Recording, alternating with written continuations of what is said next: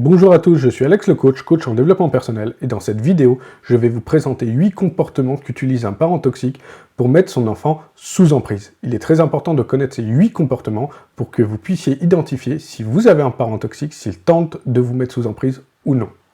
Alors le premier comportement, ce sont les compliments. Au tout début, votre parent va vous faire beaucoup trop de compliments tout le temps.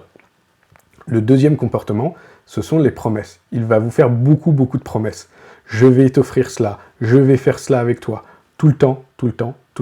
Mais vous n'allez surtout rien faire avec lui et il ne vous offrira rien. Ou s'il vous offre, c'est pour tenter de vous mettre sous emprise et créer une dépendance financière.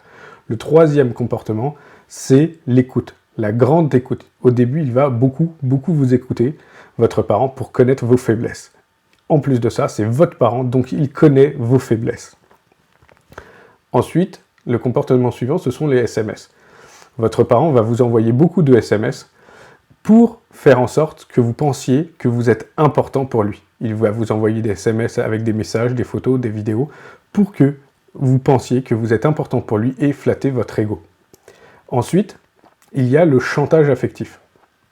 Le chantage affectif, c'est le fait de dire à son enfant, si tu vois telle personne, je vais être malade. Si tu vois telle personne, je vais être triste. Si tu vois telle personne, je vais mourir.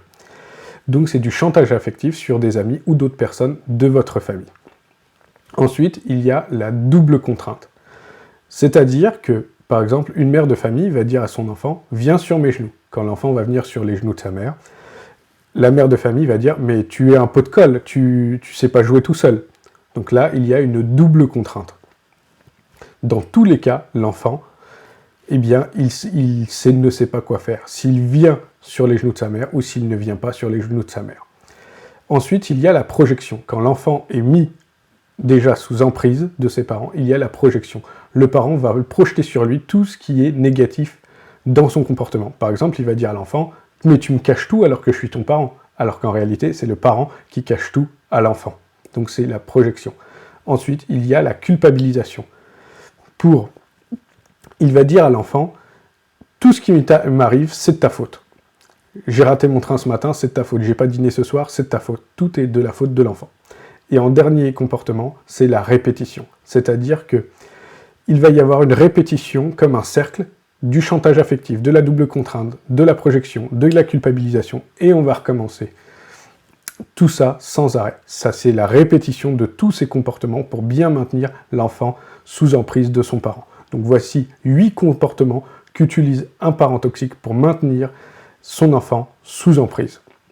Si vous avez un parent toxique et si vous voulez vous libérer de son emprise ou vous libérer tout simplement de votre parent toxique, vous pouvez me contacter et je vous accompagnerai pour que vous puissiez atteindre cet objectif. En attendant, je vous souhaite une très bonne journée ou une très bonne soirée.